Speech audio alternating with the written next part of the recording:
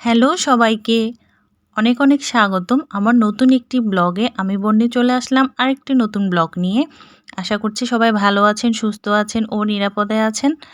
এর আগে বলে রাখি, আমার এই ভিডিও ক্লিপটি অনেক আগের, তো অনেক দিন তো ভিডিও দেওয়া হয় না, তাই চিন্তা করলাম এটা মেক করে দিয়েই দিই।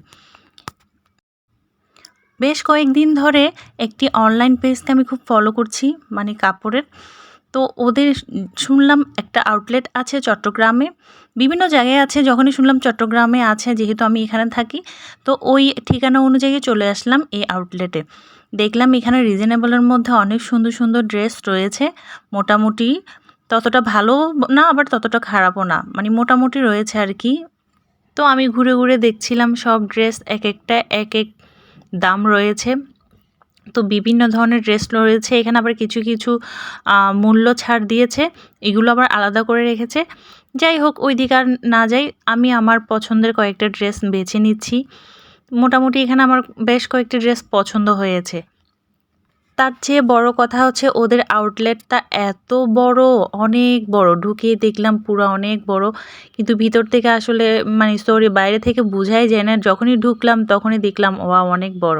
তো এর মধ্যে একটা ড্রেস পছন্দ হয়েছিল, আর একটি কাস্টমারকে দেখাচ্ছিলাম, ওদেরকে বলছিলাম যে আসলে এটা কেমন। তো ওনারাও পছন্দ করেছিল ড্রেসটা, কিন্তু উপরের কাজটা আমার ভালো লাগেনি বলে আর ওটা নিই নাই। ওরাও বলল, সাজেস্ট করলো এটা এই সমস্যা, তো যার কারণে এটা আর নেওয়া হয় নাই। এগুলো যেগুলো দেখছিলাম এগুলো হচ্ছে সব 2000-এর উপরে, মানে 3-4 এরকম দামেরই হবে। এগুলো আবার 4 পিস, আমরা যেগুলো দেখেছিলাম ওগুলো হচ্ছে 3 পিস। তবে আমি বলবো ওদের কাপড়ের মানটা একটু বাড়ালে, ভালো করলে ভালো হয়। কারণ কম বেশি আসলে যা বুঝি আর কি, কাপড় ধরলেই তো বোঝা যায়, ভিডিও দেখলে তো আসলে সবগুলো বোঝা যায় না, কিন্তু যখনই কাজ থাকে দেখি তখনও বোঝা যায় কোনটা কোন কোয়ালিটির। তো এখানে আমার কয়েকটা জামা পছন্দ হয়েছে, এগুলো আমি ট্রায়াল দিতে চলে যাব। আসলে ট্রায়াল বলতে কি, এগুলো ফিটিং তো হয় না, এগুলো সব ফ্রি সাইজের, জাস্ট দেখা যে কোনটা মানাচ্ছে। যেহেতু শ্যামলা, সেহেতু একটু দেখছিলাম কোনটা কোনটা মানাচ্ছিল। তো ওখানে আমাকে মানাচ্ছে না দুইটা ড্রেস, তো ব্লু কালারটা একটু মোটামুটি ভালো লেগেছে, তো ওটা আমি সিলেক্ট করলাম। এরপর আমি আরেকটা ড্রেস দেখছিলাম। এখানে আমার ননদের কাঁধে কী জানি সমস্যা হয়েছিল, ওটা দেখছিল। এখানে দেখেন অনেক ধরনের ব্যাগও রয়েছে, জুতো রয়েছে, শাড়িও রয়েছে। তবে জামার কালেকশনটা একটু বেশি। মোটামুটি একটা প্যাকেজের মধ্যে অনেক কিছুই রয়েছে এখানে। আমার ননদের আবার একটা গ্রিন ড্রেস খুব প্রয়োজন ছিল, ও এখান থেকে দেখছিল। এটা নেয়নি, মূলত আরেকটা গ্রিন ড্রেস নিয়েছে সে। তো আমরা বিল টিল দিয়ে এবার চলে যাব। তো আমার বিল দেওয়া শেষ, আমার ননদ বিল দিচ্ছে ওর ড্রেসের। তো এরপরে এখন বের হয়ে যাব আমরা এই আউটলেট থেকে।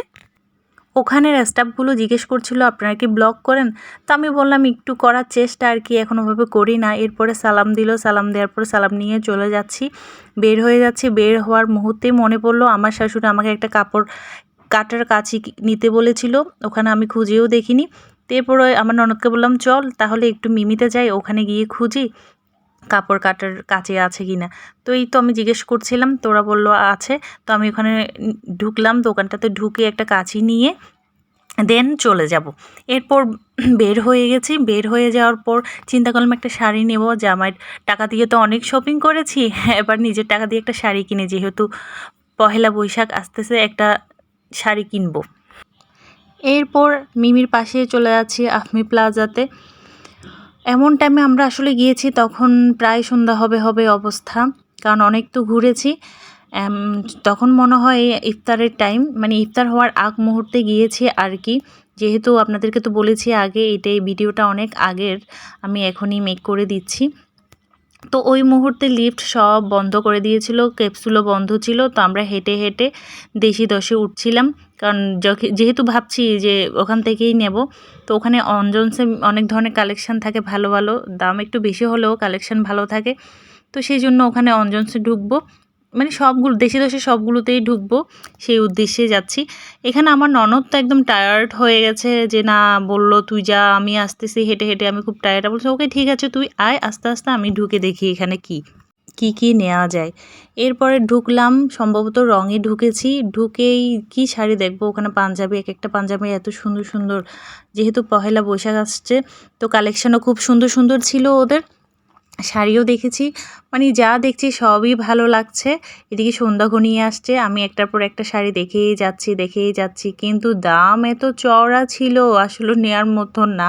যেহেতু আমার এত বাজেট ছিল না, আমি একটা মোটামুটি বাজেটেই গিয়েছি, তো আর শাড়ি নিতে পারি নাই। এরপর চলে যাচ্ছি বাসার উদ্দেশ্যে। অনেক হাঁটাহাঁটি হলো, অনেক ঘোরাঘুরি হলো, চলে যাব এবার যে যার মতো বাসায়। অনেক টায়ার্ড হয়ে গেছি, শাড়ি তো আর নেওয়া হলো না।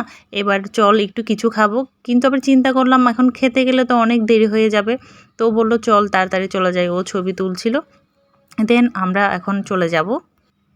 যেহেতু এখনও লিফট অন হয়নি, আমি হেঁটে হেঁটে চলে আসছিলাম, কয়েকটা খুলেছিল মনে হয়। তো এরপর চলে আসছি নিচের ফ্লোরে চলে আসছি। তো এখন চলে যাব বাসায়, ও রিক্সা দেখছে। তো এখনকার মতো বাই বাই, টাটা। আবার নতুন একটি ব্লগ নিয়ে আসবো, ততক্ষণ পর্যন্ত ভালো থাকেন, সুস্থ থাকেন। এবার বিদায় নিচ্ছি, বাই বাই, টাটা। ও হ্যাঁ, আমার ভিডিওটা একটু লং হয়ে গেছে, প্লিজ কেউ বিরক্ত হবেন না।